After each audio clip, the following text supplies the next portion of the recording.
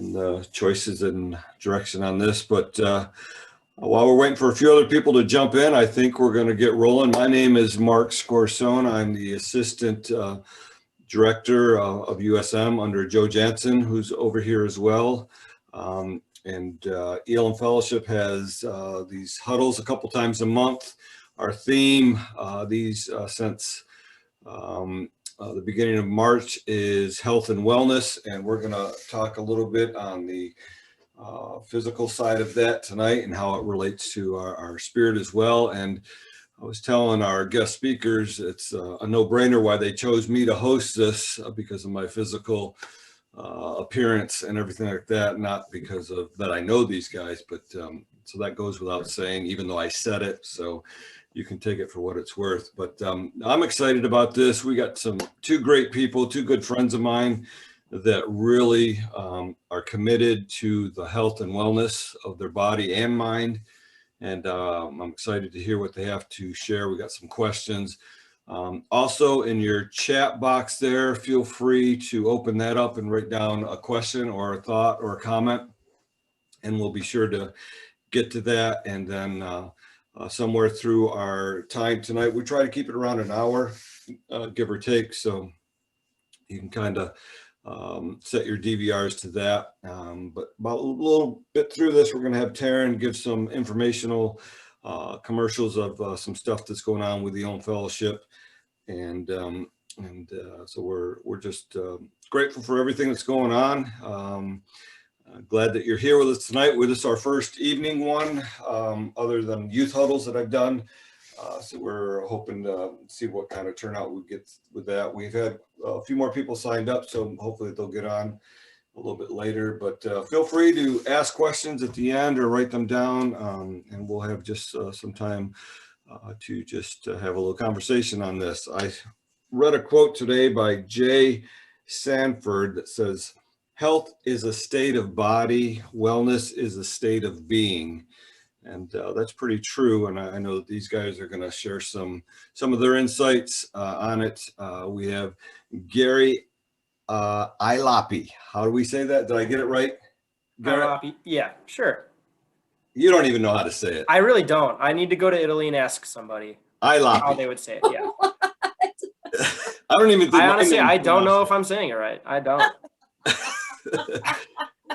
And I think my last name's been Americanized too. It's Scorsone, but I think it's like Scorsoni or something. I'd rather be Scorsoni. Scorsoni, more mafia. But we have Garrett here. He's got some exciting things. He's works here with Global, and he helped me build a deck this summer that took us a lot longer than we had planned, but yes. It was great having him out there. It was the hottest 3 weeks of the summer that we chose to do this. But luckily there was a pool. There was a pool. That was my head was in that every 30 minutes, I think.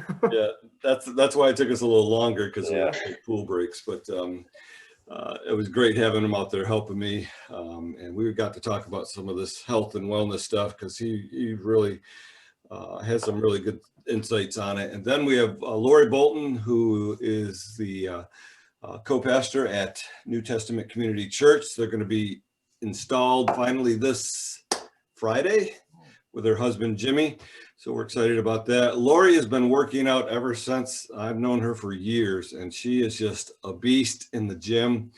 She broke her wrist really bad falling on some ice outside her driveway there, and even with the cast and the thing, she was at the gym as soon as she could be. The gym to her is like coffee to many of us. If she doesn't get to the gym, it's like many of us not getting our coffee first. And she's just very committed to it. She's up early and at it. So I know that she's got some helpful things on how we do this. Another quote, and then I'll turn it over to some of these guys here. He who has health has hope. He who has hope has everything. And just some of these things on health and mind wellness is such an important thing in our lives. So I got 4 boys. They are my workout routine. They keep me on my toes. They keep me young in my mind and in my body. So I've only gotten called grandpa twice, once in Wegmans and once in Walmart. And those two people aren't alive anymore. So I took care of it. But we just, health and wellness is such a big part of our thought pattern, especially here as we go through the COVID stuff. So I'm going to have these guys play ping pong a little bit, going to fire off some questions. Just Garrett, we can start with you. You know, when did this start with your lifestyle, and how do you stay consistent? Yeah. So for me, I was lucky enough to have this this topic instilled in my brain as a young 13-year-old. I was attracted to a kung fu school What are you around now, where I grew 18? up. What's that? What are you now, 18? I'm 29. Mark. And yeah, so I grew up around Cleveland, Ohio, and I got attracted to a kung fu school when I was 13, 14 years old, and I loved it. And the man who trained me, who is still a great friend to this day, and I see him every time I go back home to Cleveland.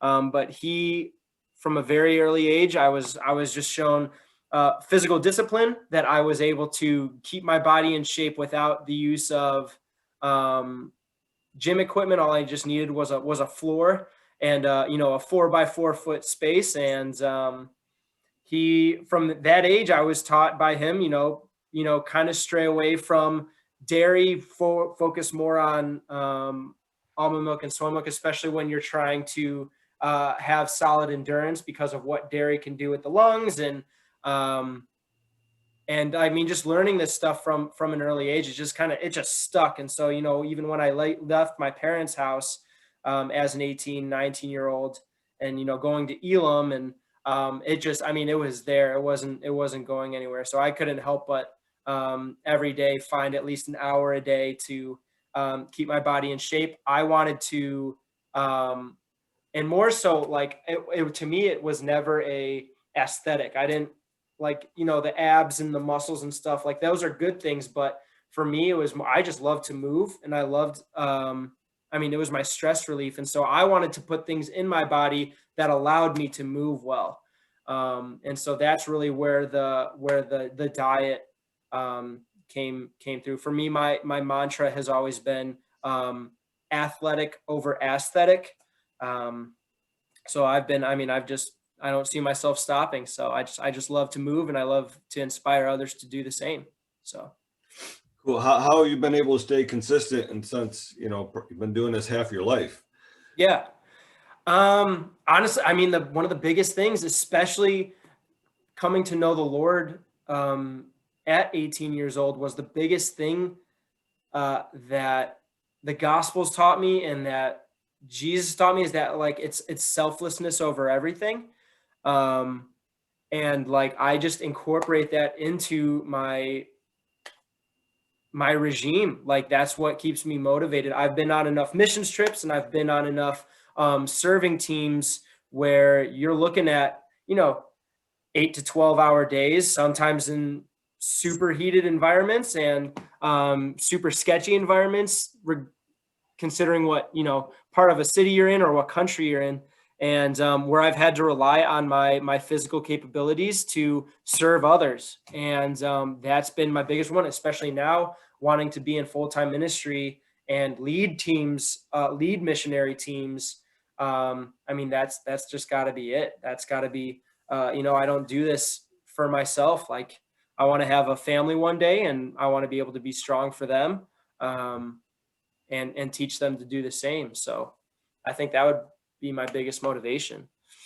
Yeah, it's obviously a pretty foundational with you, and it's become a lifestyle. And speaking lifestyles, Laurie, I know this has been a lifestyle for you. So anything you want to add to that?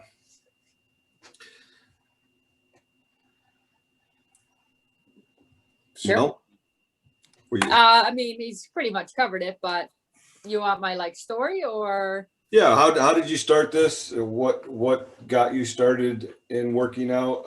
Well, I was born in 1980, and I'm just joking. I was born in 1980. No, it's just a lifestyle. I grew up with athletics, so I think that just instilled it in me. I just loved athletics. and I'm just a disciplined person to begin with. But I think maybe my mid-20s, I started coaching in high school sports, and just kind of, I think when I did that, it got me a little deeper into it, just because I was studying a lot more for what my athletes needed.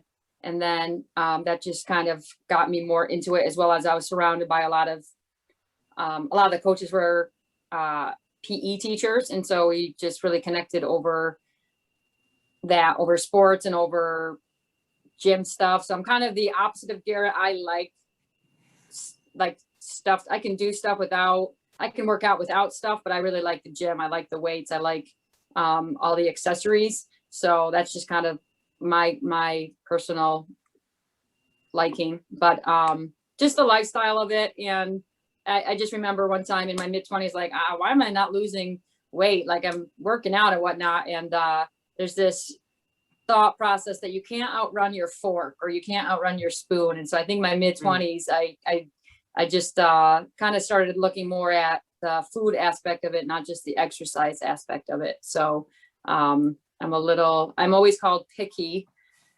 And I still like certain things, like I like my Rice Krispie treats and certain things, but I'm always called picky. So I just got used to it. It's like, okay, I'm picky, I guess, but it's really, I just like to eat a certain way and just have a standard with that. So.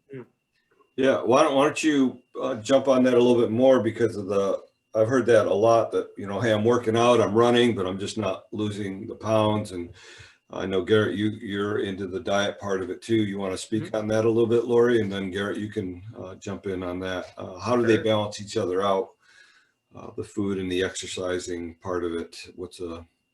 Yeah, you definitely need, I think Garrett will probably have more information on this, but you definitely need a balance. I mean, everybody's body is different. So just learning what your body is, and like there's certain, I mean, I've read some books about, even according to your blood type, like certain foods you should or shouldn't eat. Obviously, as we get older, things change. There's the keto diet, all those things. I think just having a balance of things, like Garrett already mentioned, the whole dairy thing. Like I stay away from too much dairy. Obviously sugar. I personally am just like, I stick to a pretty low carb, high protein kind of a diet, and veggies kind of a deal. But it's really just finding what works for you, what your body needs, what fuels it. And I'm not big onto all the hype of stuff. I actually am a pretty simple eater. I also don't really cook. So that doesn't really help the cause here. But I mean, I could eat chicken. I'm pretty plain. I could eat chicken every day. I could have a salad every day. I mean, my lunches are pretty much always the same. It's honestly not a lot of variety, which some people probably wouldn't be thrilled by, but that's just me personally. It's just, I know what I like, and it's a lot easier. And then because I don't cook, that really helps too, that I don't eat all this other extra stuff. But So you almost have a routine with your food as you do with your exercise. Pretty much. Garrett, what do you think about some of that? Yeah, I mean, I would totally agree with Laurie. Like, I think there's too many like fads out there that really try to complicate this topic. And in reality, it's honestly pretty simple. It's the biggest thing, and it's kind of surprising me. Like, I've always just been one to have, like, I don't know, 15 glasses of water a day, like just throughout the day, like having like a water bottle or something just on call that I can just get all the time. So I mean, it's drinking tons of water. It's just sticking to not going nuts about it, but just really keeping fruits and vegetables just as a part of your daily, like just not solo, like you don't have to go crazy about it, but just keeping greens and fruits there, and like understanding where you're getting those. So like if I ask somebody, hey man, are you getting enough protein and vegetables a day? And they'll be like, oh yeah, man, I get, when I go to McDonald's, I get a McChicken and I ask for extra lettuce. And it's like, no, I mean, like, so like stick away from like, though. And I'm not even like bashing fast food. Like I'll go once or twice a week, but it's really just like having like 80%, 20%, 80% like fresh fruits, fresh vegetables, drinking tons of water, getting proteins, whether you're vegetarian and, sticking to peanuts and peanut butter, or you have chicken. Like I'm the same as Laurie. Like I'm totally content just having, chicken every day. I'll have like my normal dinner is just chicken. Or fish. What's that? I Oh, said, yeah. or sorry, or fish. I love fish. Oh, for sure. Oh. Same. But like, just don't overcomplicate it. And like, it's like, I know I hear like, the term like abs are made in the kitchen. It's like, yeah, I get it, but you got to just move. Never, don't stop moving and just eat good things, but don't go crazy about it. Like, you don't need to beat yourself up. Well, that leads into Ann's question out there, and we'll jump right into that. What do you do for someone who's just wants to take the first step that hasn't been exercising? And do you want to elaborate on that, a certain direction, or you're muted again, hon? Well, I'm sort of terrified listening to all the 6 miles things I was talking about at the beginning. But I have 100 acres. I have a lot of property, and I can walk, but I just don't know. I think I use excuses like the grandkids to have all this junk food in the house, but I eat it. And so is it better to start on the food part? Is it better to start on the exercise? I like the concept of the 4x4 space in Kung Fu, that you could just exercise without a gym. Because my excuse was my gym literally closed. I used to go to a gym all the time. Sure. And it's still closed. And Yeah. so, what can I do in that 4x4 space? And maybe we need to talk about this some other time, because people might not be interested in that, but maybe a quick answer. No, yeah. I would say my thing is, especially if you have all that land, like I think my first question would be like, what brings you joy in regards to like activity? So like you said you like to walk. Eating. Well, I mean, beside like physical activity. Food is love. I like to walk. Yeah. I played pickleball a lot, and then I fell and broke my arm, and that created a big problem. Yeah. And the gym is that the gym that I went to for pickleball is also closed because it's a vaccine center now. Got it. So I don't have access to the things that I love. Now I have been over the last few weeks playing at least once a week, pretty rigorous ping pong with another person. Nice. And so we're running all around picking up balls constantly. Yeah. So we're doing that. But that's pretty much. Sure.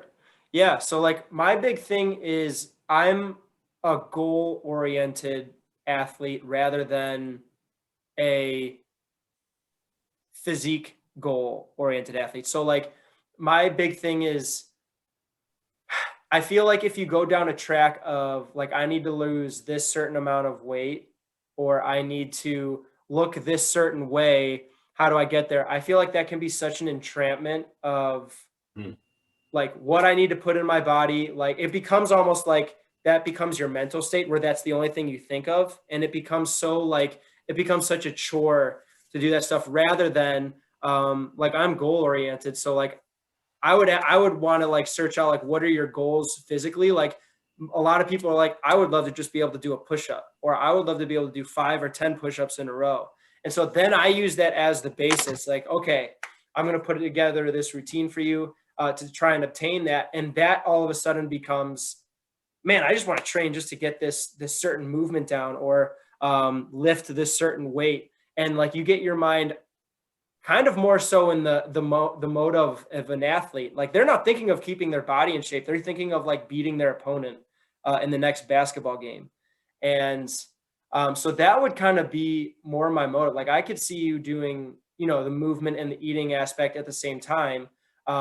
And like, my question is just like, what do you love to do? So like, if you love to walk, I would just create a goal. Like I want to be able to walk 5 miles at one time and then keep that there. And then I want to be, if I'm going to walk 5 miles in a row at one time, I need to make sure that I'm eating the foods and drinking enough water for my body to be able to do that. And so like, it doesn't become a chore anymore. It just becomes, I want to be able to do this.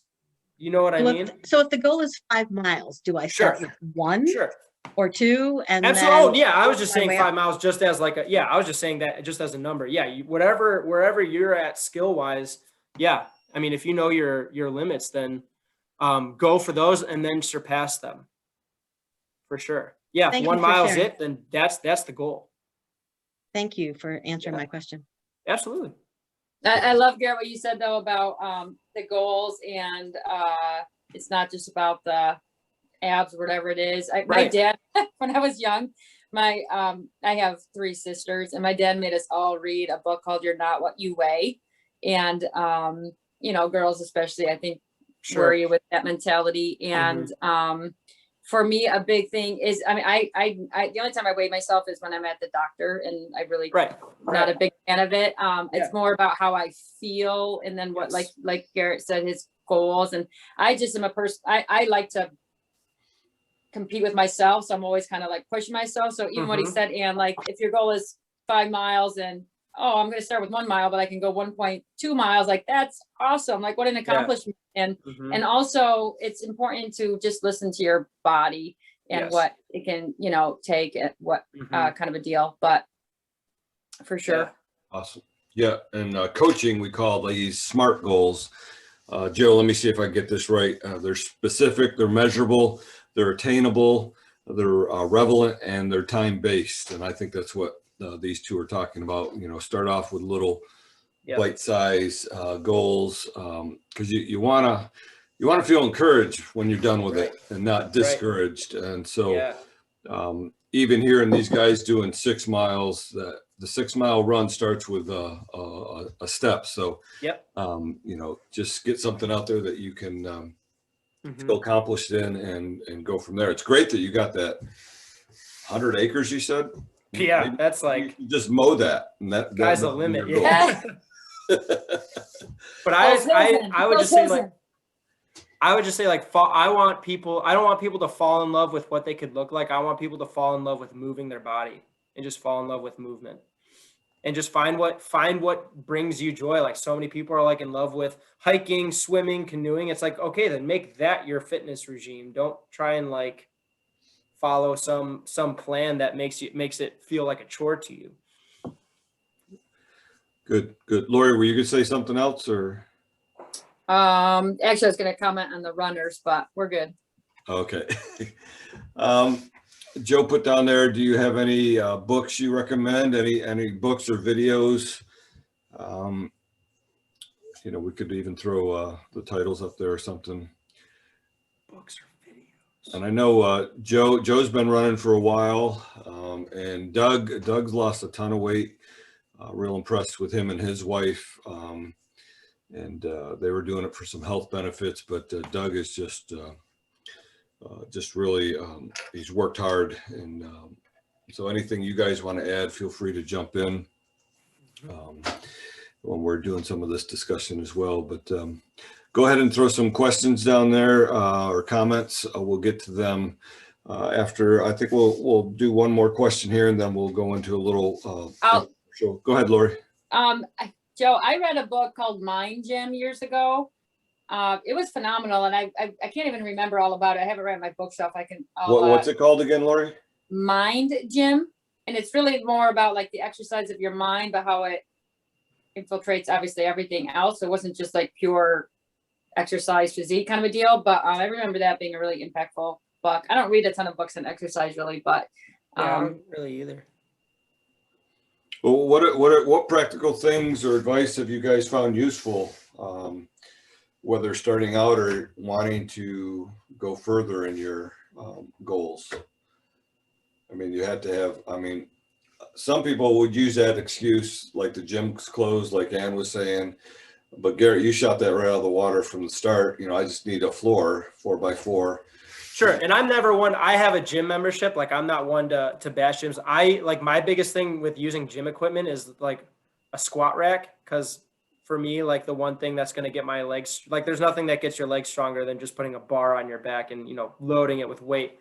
I'm not one at all to bash gyms, but it's like, I think our biggest example here was COVID and lockdowns, and all of a sudden everyone didn't have access to a gym. And my big thing is like, I don't want that ever to hinder me or stop me, especially in regards to the mission field, which is one of my biggest passions. It's like, because you might find yourself on the mission field and not have access to a gym or what have you, and you need to find ways to keep your body in shape regardless. So that's why I just simply, you know, that's why I specialize in body weight calisthenics, because it just allows me to find out ways to consistently train my body, grow muscle, get stronger, with just having, you know, a bedroom. Hey, that's the beauty about running and walking. Like, Oh no matter yeah, where big time. you know, Yep. you can do that as long as the Yep. weather's there. But we were in Africa a year and a half ago, and the missionary let me use his bike. And so I'm trying to bike, and it was just this really dilapidated old bike. And all the Africans in the neighborhood just like laughed at me, this little white girl like biking through the neighborhood. But I tried to get my stuff in. Mark, what was your beginning question there again? Because I had a thought and then I lost track of the Just question. some practical advice Oh, yeah. on, you know, how you got, for anybody who's started and starting going. or wanting to go further. I think it helps people. I personally like working out alone. Like when I went running, I always like running alone, but I know for the most part, people need community, and like community. So when I first started doing weightlifting, I started doing it with a girlfriend of mine who was a PE teacher and a fellow basketball coach.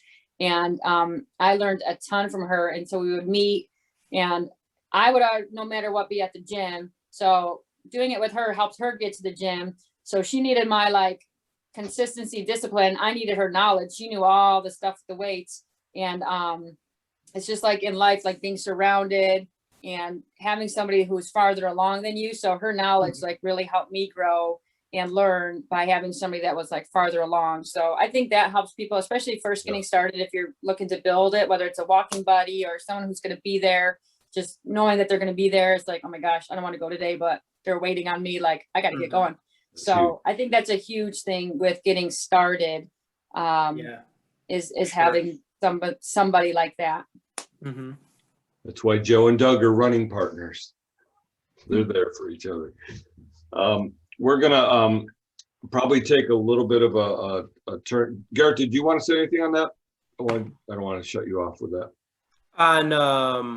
I just think, yeah, I mean, I would just add like understanding the tie that your mental and spiritual health have with your physical health, as kind of a big kind of motivator, and just like, yeah, I need to start moving my body. Cause like you, just like the benefits, and not only benefits, but like, it's almost like, obviously we're designed that way. If you move your body, you're just going to notice far more blood flow, oxygen flow to the brain. You're going to notice more, just those positive chemicals that just your body releases with the, you know, using endorphins and, putting stress, you know, healthy stress on your muscles, that what that release is like, you know, if one is, you know, suffering from depression, and I have friends that are, and I'm totally not one to say no to, you know, medical attention, you know, pills and all that.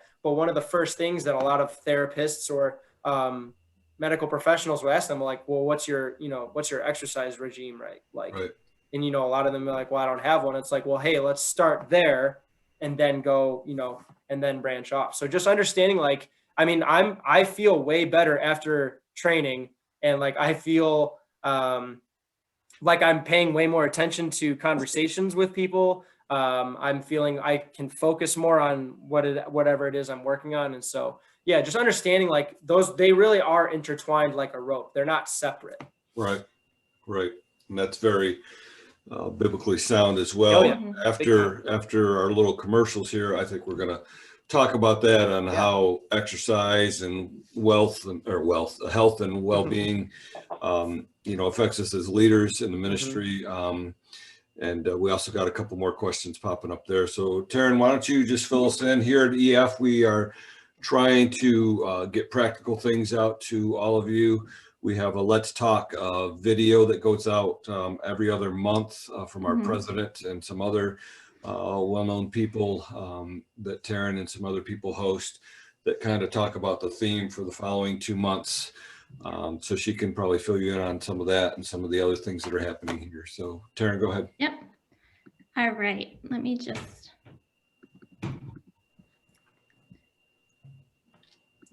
Nice. Okay. Can everyone see this okay? Yep. Okay, so we're gonna just take a quick break just to talk about some of the things we have going on at EF. So you can also use this time to stand up and get a good stretch in, but don't go too far because you're gonna want to hear about some of these events we have coming up. Do some jumping So, jack. yeah, some toe touches. So first off, we have Oasis Virtual. Normally Oasis is in person, but this year it has moved to a virtual event. We have partnered with Excel Events, which is basically just an online platform where they take everything that an in-person event has to offer and they put it all in virtual.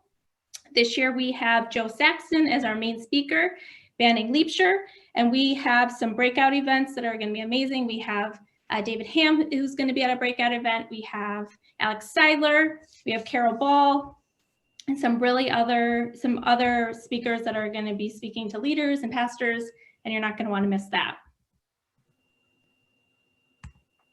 And nothing is changing. Oh, hold on, let me go back. Okay, yeah. Next, we have MAID Conference. This is a women's conference, but men can definitely join. That is coming up on April 17th. It is another virtual event. We will start with worship with Hannah Partial. We have 2 sessions with Hannah Brencher, plus a live Q&A with her, and 6 truth talks to choose from, and topics such as shame over your body, which kind of goes along with what we're talking about today, women's roles, spending time with Jesus, singleness, and a lot more that will eventually be announced soon. Okay, and if you're local, I think most of you all share that you are not local, but we do have this event coming up that's going to be at New Horizon Church. Is another women's event that Carol Ball's MAID movement has been partnered with another women's organization called Brave Love, and that is coming up next week, Thursday, the 25th. And we have a 9-week discussion group with author Bob Santos on his newest release book, The Search for Rest. That's going to be going on Tuesdays, starting on March 30th, and that will be meeting virtually from 10:30 a.m. to 12 p.m. And save the date for a couple of huddles we have coming up.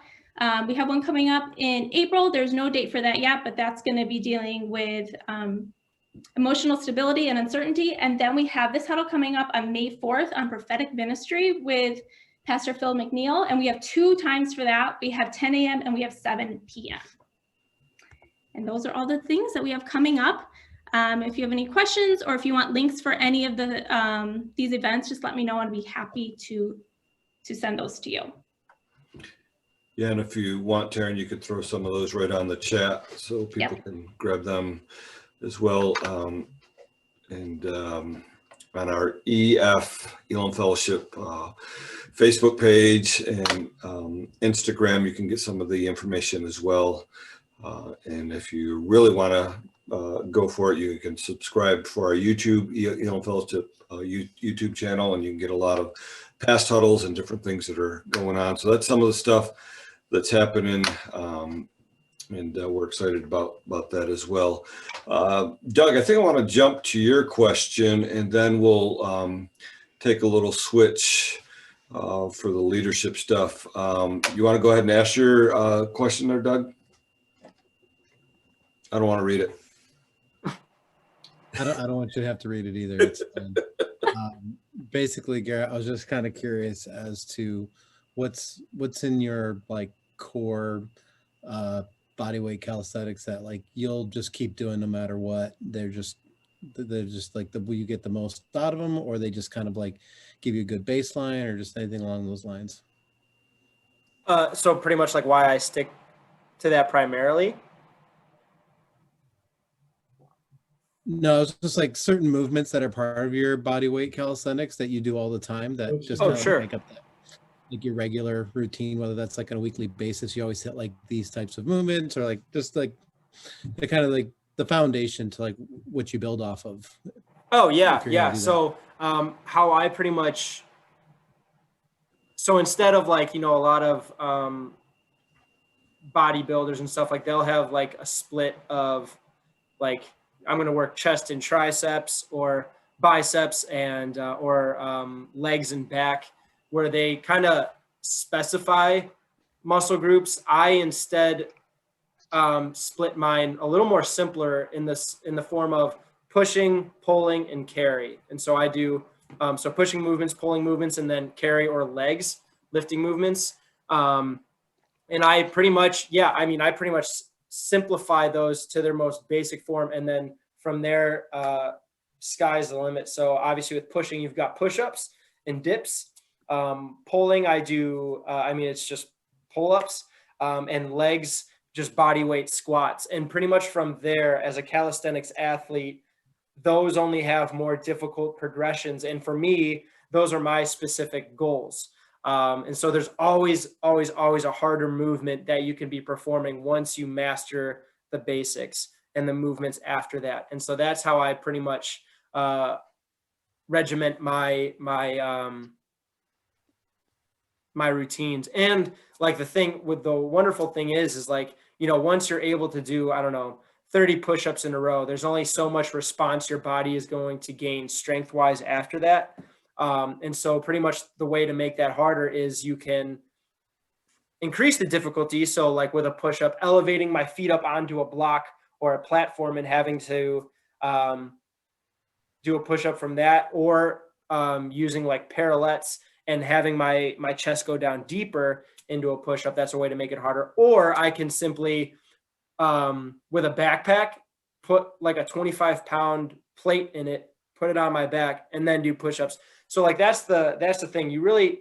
There isn't too much of a way to get stuck and that's a lot of like a big misconception I think that people have of doing calisthenics. It's like, no, you can really get stronger doing those. And like, I love them because they're all compound movements. Like I really don't have an ab routine. I simply just do, I stick to those three areas, and I have my core engaged through all of them because I'm I do strict form calisthenics. So everything that I do is extremely rigid. Like form is everything. And so keeping my body perfect form and keeping the core engaged through pretty much all of them is what I do. I hope that answers your question. Okay, cool. So Laurie, do you have any go-to movements that is part of your regiment? I'm actually the opposite of him in terms of what he was just talking about, the legs and shoulders, biceps. Oh yeah. Yeah. And there's definitely nothing wrong with that at all. Yeah. Right. That's the kind of person I am. So I switch it up every week. But I always incorporate cardio with weights. Nice. And then switch it up each week based on like kind of my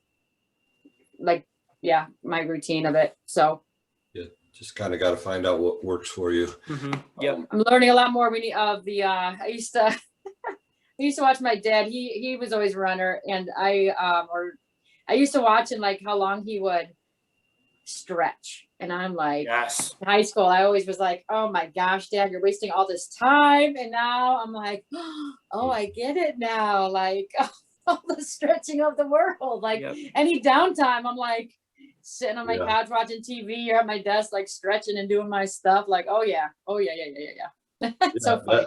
That kind of leads me into a question, because when I started, I never stretched in high school and just went right at it. And the older I got, I stretched before, I stretched during, and I stretch after.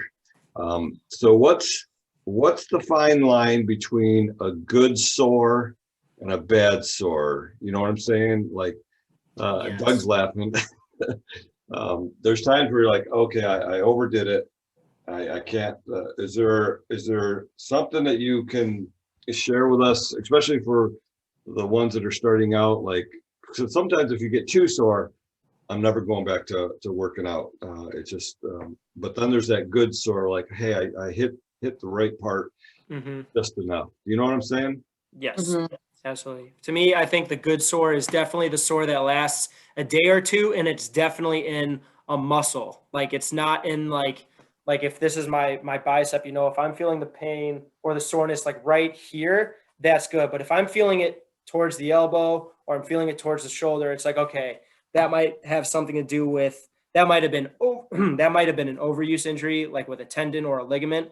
And I've had tendonitis enough with the stuff that I do to kind of to understand that difference. So that's, I mean, to me, that's just what comes off right off the bat. Yeah, that's a great way to define it, honestly. Yeah, there's always, I love a good sore, working out, but I mean, I used to be a runner and I don't run anymore. I miss it, but because my feet would get sore, but then it came to a point where it's like walking was like pins and needles and it lasted for days. It's like, okay, something's wrong with my feet right now. So it wasn't just the sore from running after a good run where you're like, you're sore. It was a lasting effect. So most I don't say this rudely, like most common sense kind of tells you like, oh, I just totally tweaked something and that's painful versus that sore from a good use of it. Yeah. And I guess that leads into Ann's question there. Is stretching done before or after exercising? And my answer would be yes. Yes. So yeah, pretty much the golden rule that I've kind of developed is before a training routine, 5 to 10 minutes of dynamic stretching. And so dynamic stretching is simply stretching that if you were to take a rubber band, to make a rubber band more flexible and more loose, if you just took it and just pulled it immediately, it would just snap. But if I take that and just slowly do that, you know what I mean? Like that slowly stretches the rubber band. And so dynamic stretching is, and honestly, like the best way is just if I actually do it. And so like if I'm stretching like my lats and my rib cage, there's a difference between if I were to hold this position for 10 seconds or do 1, 2, and further stretching it out. And so that's me dynamically stretching my lat. I'm not going to just take it and snap a cold muscle that hasn't done anything all day right off the bat. So I always do dynamic stretching before, usually stretching the muscles that I know I'm about to work out. And then post training session, you do what's known as static stretching. So that's when you stretch those muscles and do 20 to 30 second holds because they're already super warm and there's very minimal, very, very low chance of injury there. And that's when they're super susceptible and vulnerable to becoming more flexible. And so that's when you're able to do the longer holds when they're super warm, super elastic. And so that's my golden rule. Dynamic stretching prior, static stretching after. And then Ann, after that, hot tub. Boom. Oh yeah. Ice baths, hot tub, all Oh, ice. What'd you say, Ann? You were muted again.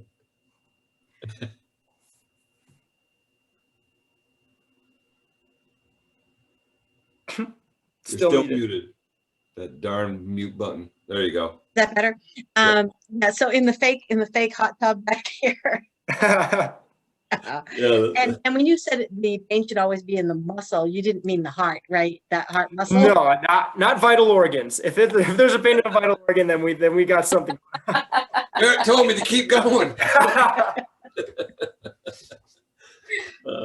Laurie, you have anything? That's what you think of when you're 65. Sure. Laurie, you have anything to add to the stretching part? No, that was great. You can never do enough stretching, honestly. Yeah, it's because my hamstrings, Garrett, were like that rubber band thing. Like I said, I never stretched, but then I was playing baseball and I dove for a baseball and I felt my hamstring just.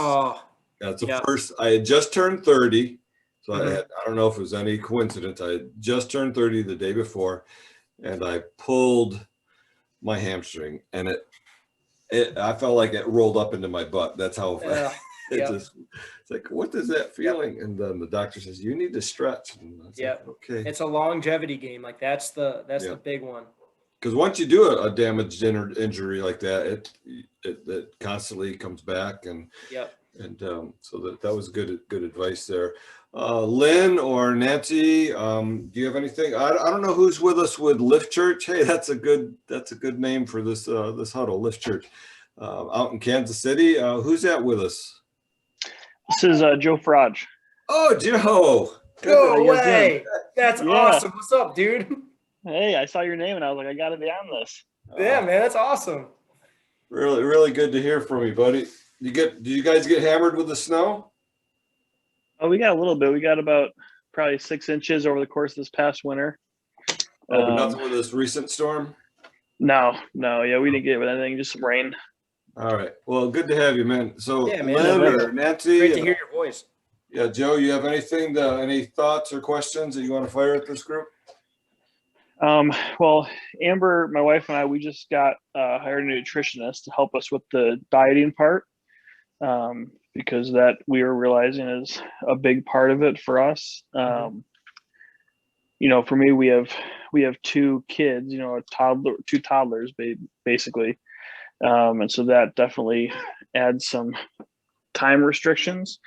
And so I think like my biggest struggle with like working out or, you know, doing any sort of exercises, you know, trying to find time to do it.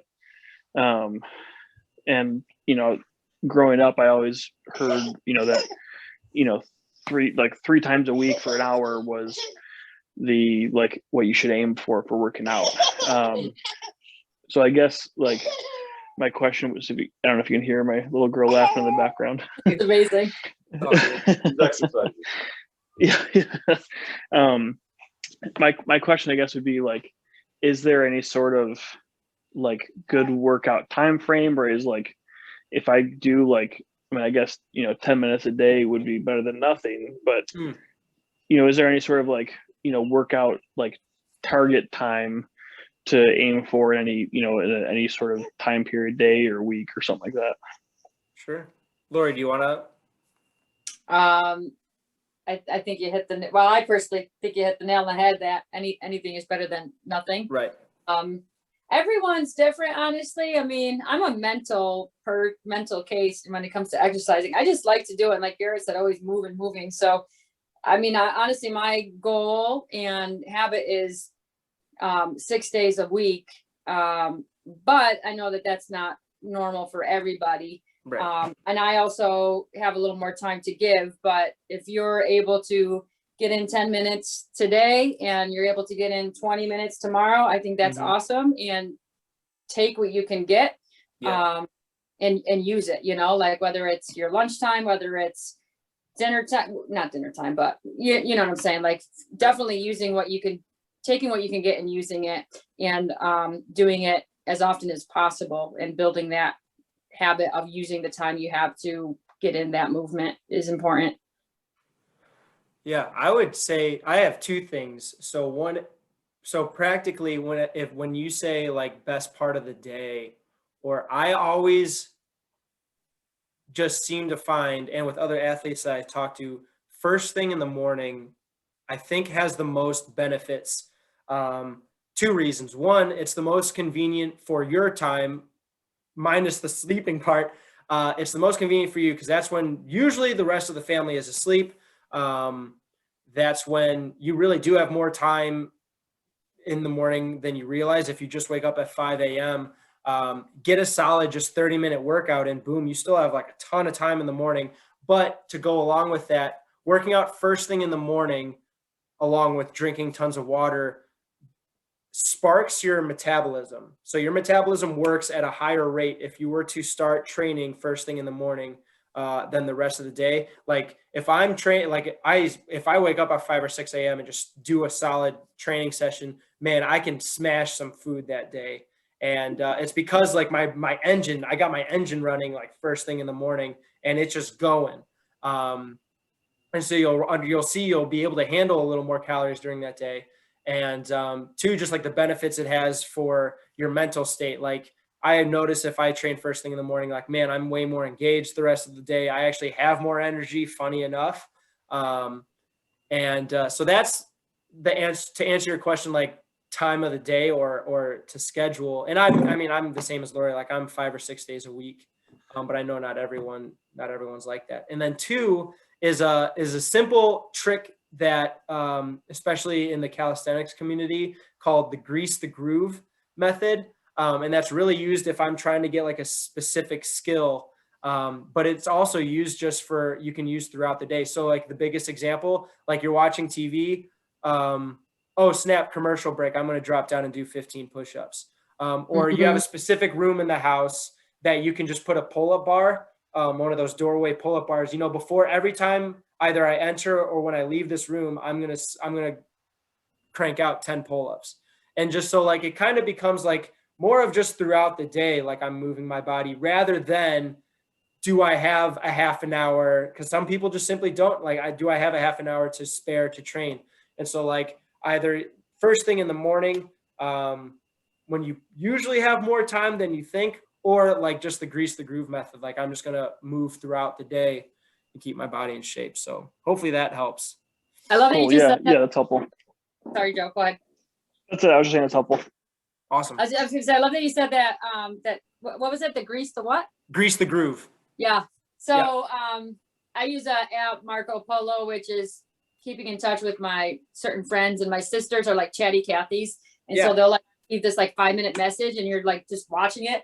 So that's always my get some abs done or certain things. Exactly. Got to move while I'm watching this. Another benefit in the morning is less time to talk yourself out of working out, or less distractions to, or less things to get in the way. So throughout the day, if you're not going to do your, walk or whatever it is until like evening, it's like all day long, you could be like psyching yourself out of it. Or things come up that like, oh, I can't do it anymore because this happened or this happened. Where in the morning, boom, it's done. And boom, you got the rest of your day. Yeah. You just feel better. Love it. Wow, this has been some good conversation. Lynn or Nancy, do you have anything you want to ask or add?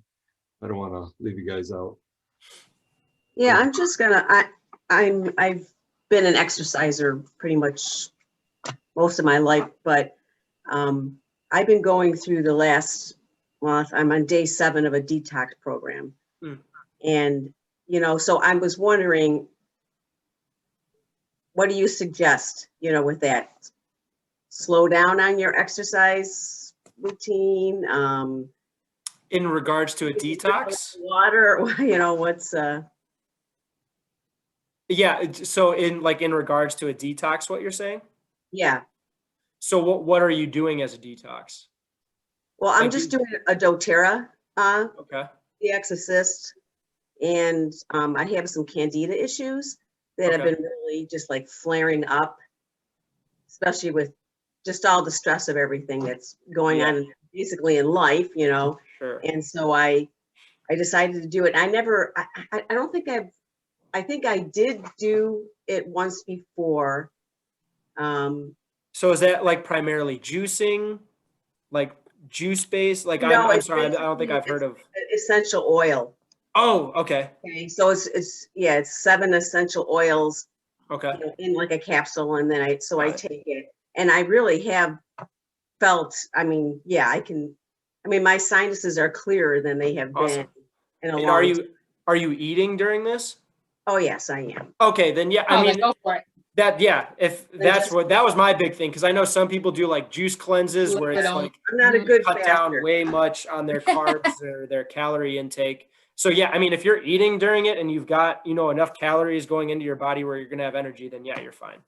Okay, and then I just wanted to comment, on those who, because I don't exercise every day. Sure. This winter I didn't get to go out. I have an 8-year-old granddaughter who I'm going to buy her some cross-country skis, because I lost my skiing partner when my husband passed away 3 years ago, and so I haven't really been out a lot since my one daughter that did move down to North Carolina, and so I missed her. So I'm going to get Abilene, and she wants to ski, so I'm going to get her those skis and we're going to go out. But what I find is I have a stationary bike, so I do a lot of, because I like it, because I can read my Bible, or I can pray, or I can do whatever while I'm on the stationary bike. But the other thing that for those a little bit on the the elderly of us, here on this call, is I find climbing stairs. I mean, I love to climb stairs. I love going up. Yeah. I've always lived in hill areas where there was a hill, and I love walking up the hills. And It's in your name, Lynn. I find just taking that. If I'm feeling kind of sluggish or whatever, I just go to my basement stairs and I run up and down. There you go. That's it. Yeah. You have more access to stuff than you think. Yeah, you just gotta get creative. Absolutely. It's great for me. So Thanks for that, Lynn. Nancy, do you have anything you want to add or ask, or we're getting here to wrap it up? And I know an encouragement to Ann. I don't know, because I live out in the country as well, and this is new to us living in the country. We're used to a lot of activity, and we don't have people around. I don't have the same friends to meet at the gym or anything like that. But I do, I walk a mile in the morning and I walk a mile in the evening. You know what I mean? I just takes half an hour each time. But I'm like you, Lynn. I like to do it with, memorizing scripture. So that's kind of a good, I'm just saying verses over while I'm walking, and so I enjoy doing that. But this has been such an inspiration, because I know I don't do the cardio. I'm 68. I don't like the pounding, of Sure. For sure. Oh yeah.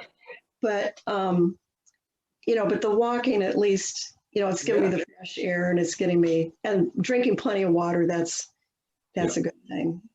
First thing in the morning. So those are all good. Yeah, and honestly, another just practical one, especially with the walking, more at an elderly age, is doing it in pools. Really is super, because you have the resistance. It's completely safe, and it's completely obviously there's super less impact, but you really are working up such a strength endurance. My dad is probably the biggest testament to that. My dad is 65 now, but he suffered from what's known as Guillain-Barré syndrome, where he was paralyzed from the neck down, and he was actually in the hospital for 6 months. But I mean, glory to God, he ended up getting out of it. He had to literally regrow muscles, learn how to walk again. Wow. And funny, he had a masonry business before that, got sick, got better. He's doing it now. Just a complete miracle. But one of his biggest, I think, contributors to that was doing so many workouts in one of those whirlpools, not an intense one, just one of those lazy rivers. But he would walk against the current, and that was one of his big workouts. And I mean, now the man is back to laying pavers and spreading water. And I mean, he walks funny and his hands look like this, but now he's at an age where he doesn't mind us pointing and laughing, and he makes fun of himself. But the man is a straight up motivation. But I just with that, walking in pools and water resistance is a huge factor. Good inspiration. Our next door, our son and his wife have they're blessed with 12 children. Oh my gosh. Feet on the way. So that keeps us busy too. Yeah. They do. Yeah. So that's that's a good thing. That's a good encouragement.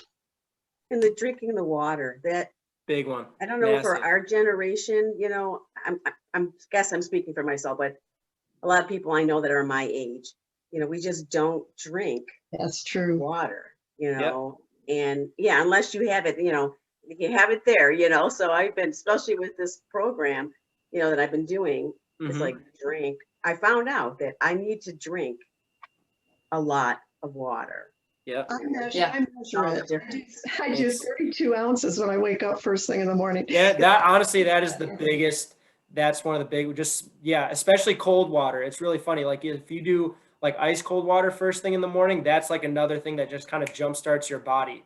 Just a glass or two first thing in the morning. And yeah, I don't know the percentages, maybe you or Laurie do, but a pretty high percentage are always dehydrated. We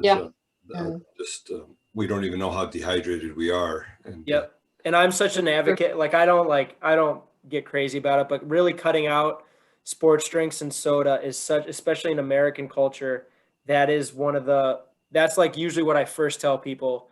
Like if they're asking to lose weight, it's like, I'll ask, how much soda are you drinking and how much Gatorade or Powerade or whatever that you think you're putting in something good in your body. It's like, no, it's just super high in sugar and processed syrup. It's like, watch just that alone. You cut that out of your diet and just drink water, coffee, like just see what happens. Just that alone, really. Sounds like a great place to start. It is big time. I don't want to go much longer here, but I do want to have Garrett, and even Laurie can share a little bit. Garrett's doing Lord's really put this on his heart to help. And this goes to one of your questions here. Is it good to have a health and wellness coach? And that's what Garrett's going to be doing. And that's what he's going to be offering some folks here at Elam as a part of his vision, his calling. And so, Garrett, why don't you take just a couple minutes just to share about that a little bit, and then we'll wrap up. I do thank everybody for joining us tonight.